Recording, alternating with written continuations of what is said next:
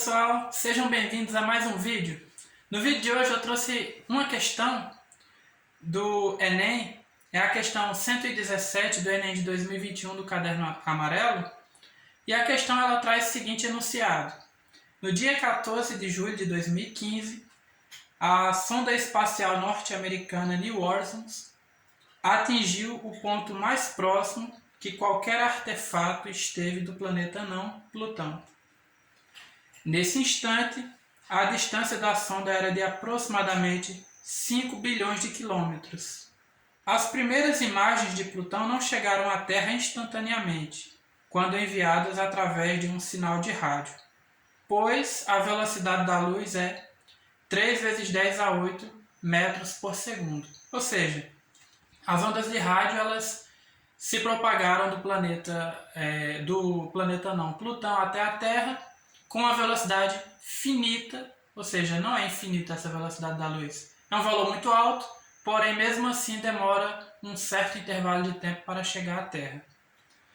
No momento da máxima aproximação de Plutão, o valor mais próximo do tempo decorrido entre o envio de uma imagem pela antena transmissora da sonda e sua recepção por uma antena receptora na Terra é... Então nós precisamos determinar qual que é o intervalo de tempo que a imagem que foi enviada do planeta não Plutão para a Terra, quanto tempo demorou para chegar à Terra, ou seja, para ser detectado na Terra. Então o que nós sabemos é que a distância que o planeta anão Plutão tem da Terra é uma distância média de 5 bilhões de quilômetros. 5 bilhões de quilômetros. A questão nos diz também que a velocidade da luz é de 3 vezes 10 a 8 metros por segundo, ou seja, 300 milhões de metros por segundo. A velocidade da luz ela tem um valor bem especial. Então, esse valor, por ser um valor bem especial e constante no vácuo, ela é representada não pela letra V, e sim pela letra C. Se vocês virem a letra C representando velocidade, ela está representando a velocidade da luz, que no vácuo vale 3 vezes 10 a 8 metros por segundo. Então nós precisamos determinar qual que é o intervalo de tempo necessário para que a luz, trazendo a mensagem, ou seja, a imagem, demorou para chegar à Terra. Nós podemos determinar esse intervalo de tempo por meio da expressão da velocidade média. Nós sabemos que a velocidade média ela é definida como sendo o deslocamento pelo intervalo de tempo. Então essa é a definição da velocidade média. Deslocamento por intervalo de tempo. Essa definição de velocidade, aplicada à situação que nós estamos presenciando na questão, vai ficar da seguinte forma. A velocidade média, nós podemos trocar o valor de velocidade média por C. O deslocamento, ou seja, vai ser a distância entre o planeta anão Plutão e a Terra, que é de 5 bilhões de quilômetros, que eu vou representar pela letra D. E o ΔT eu vou representar por ele mesmo. Então nós precisamos descobrir quem é esse ΔT. Nós podemos isolar o ΔT fazendo meio por extremos. Ou seja, se eu imagino que aqui tem o número 1, eu posso simplesmente fazer uma multiplicação de meios por extremos e eu vou ter C vezes ΔT igual a 1 vezes D.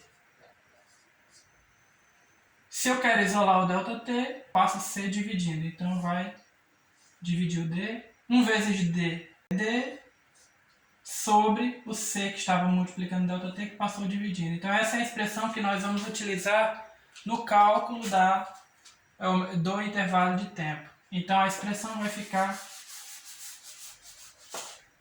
que nós utilizaremos será ΔT igual a D sobre C. Então agora é só substituirmos os valores. O D está em quilômetros. Nós precisamos determinar em metros. 5 bilhões é o mesmo que 5 vezes 10 elevado a 9 quilômetros. Ok.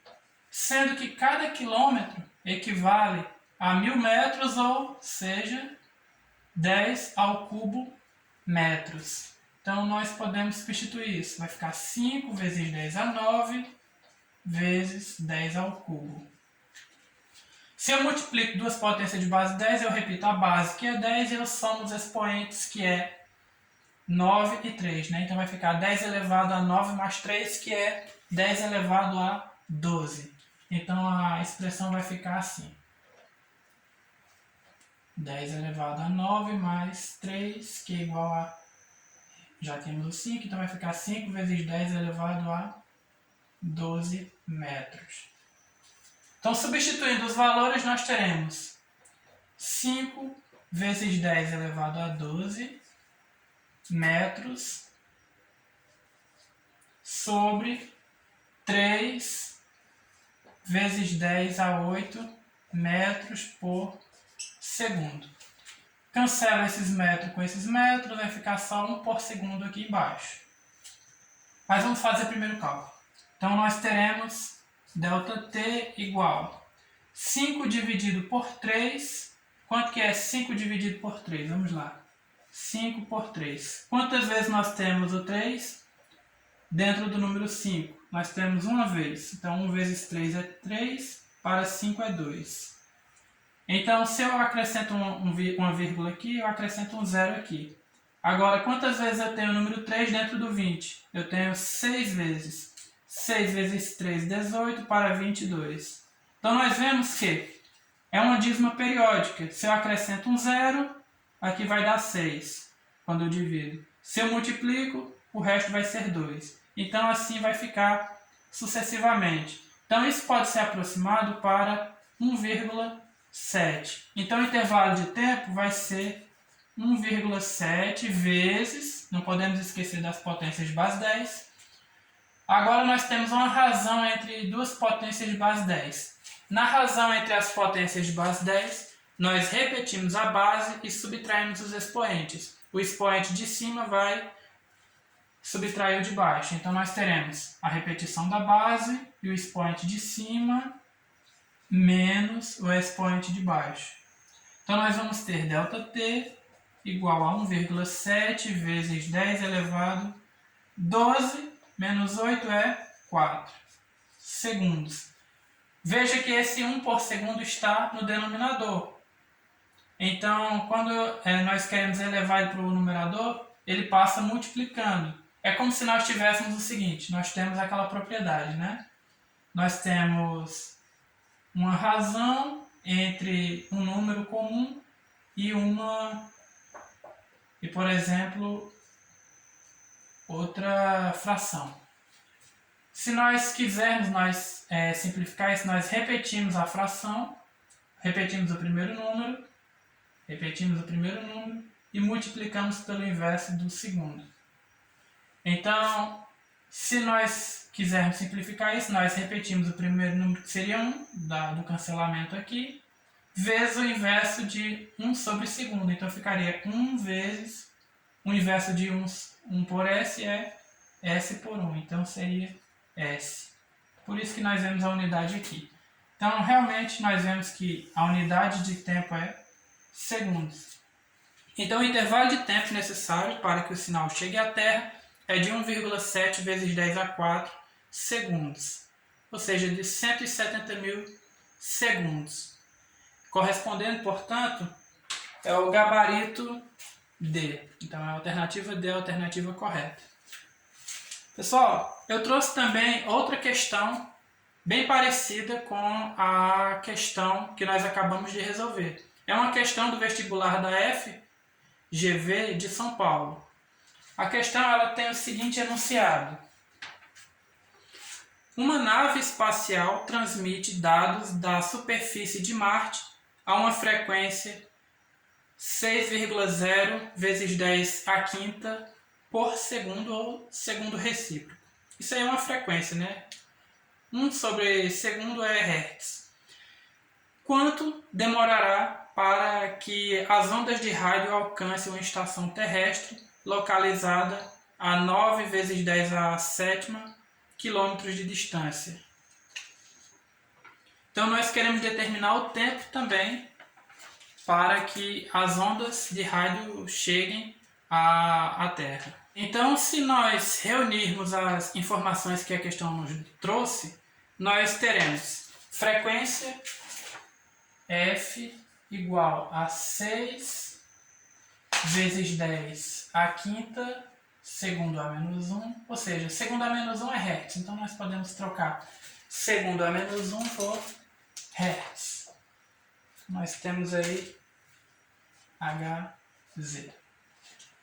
A questão nos diz também que a distância D é igual a 9 vezes 10 a 7 quilômetros. E nós queremos determinar o intervalo de tempo para que as ondas de rádio alcancem a estação terrestre localizada a essa distância que eu acabei de escrever no quadro. Então, o tempo que nós vamos utilizar pode ser obtido como?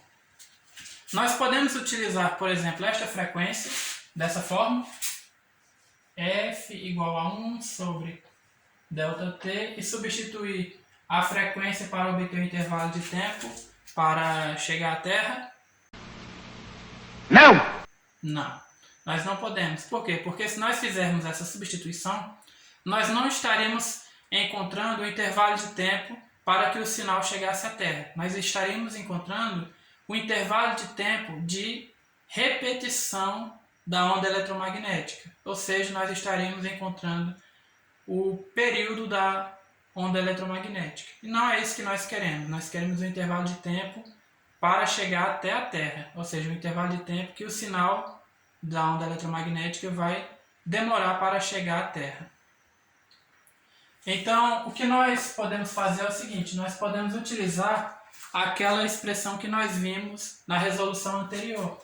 Nós vimos que a velocidade média, no caso para uma onda eletromagnética, pode ser escrita da seguinte forma: C igual à distância sobre o intervalo de tempo, em que o intervalo de tempo, quando nós queremos isolar, vai ser igual à razão entre C, ou melhor, entre D e C, sendo que a distância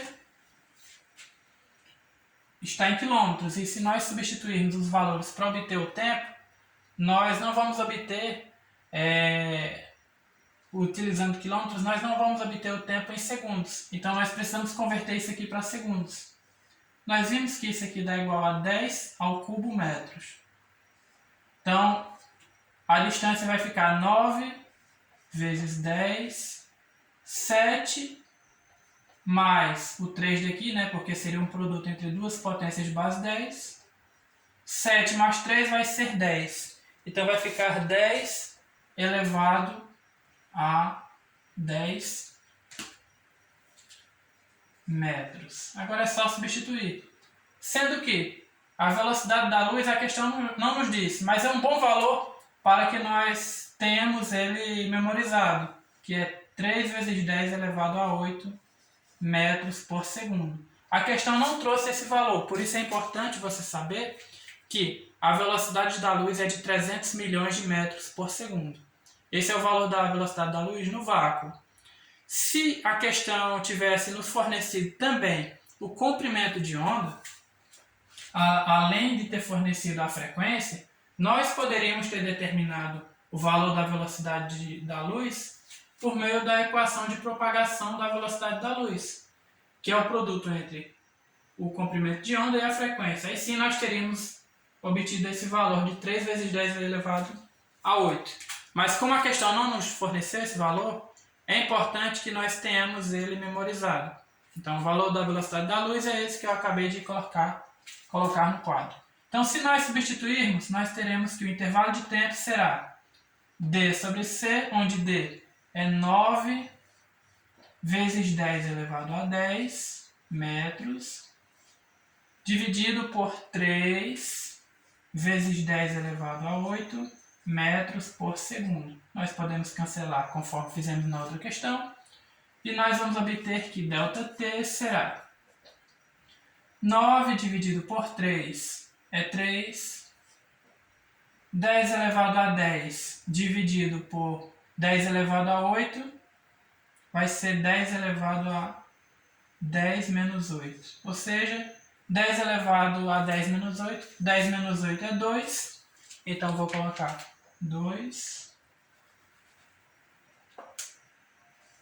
Aqui nós vamos multiplicar o segundo em cima conforme aquela propriedade que eu citei na resolução passada. Então nós teremos 3 vezes 10 ao quadrado, ou seja, 300 segundos. Sendo que as alternativas que nós vemos aí estão em minutos. Então, se nós quisermos saber o tempo em minutos, nós precisamos fazer a conversão de segundo para minutos, que é só dividir por 60. Se nós dividirmos 300 segundos por 60, nós vamos obter ΔT igual 300 por 60. Nós simplificamos. 30 por 6 dá 5, né? Então nós temos 5 minutos. Então esse é o intervalo de tempo que o sinal da onda eletromagnética que foi enviado vai demorar para chegar à Terra. Alternativa D. Então, pessoal, nós vemos a importância de estudar por resolução de questões. É muito importante nós estudarmos vendo os conceitos físicos, mas é interessante que nós resolvamos questões, porque algumas questões elas têm uma estrutura parecida e muitas vezes, se nós temos em mente como que essas questões elas podem ser cobradas, nós vamos abreviar muito o nosso trabalho. Então, no momento em que nós estivermos resolvendo as questões, será muito mais fácil, será bem mais fácil a resolução das questões e desse modo nós vamos ter nosso tempo bem abreviado. Então, uma prova tão longa quanto que é a prova do Enem, se nós pudermos ganhar alguns minutos na resolução de questões, será uma grande vantagem em relação aos concorrentes. Então, pessoal, espero que vocês tenham gostado do vídeo. Vejo vocês no próximo vídeo. Até mais!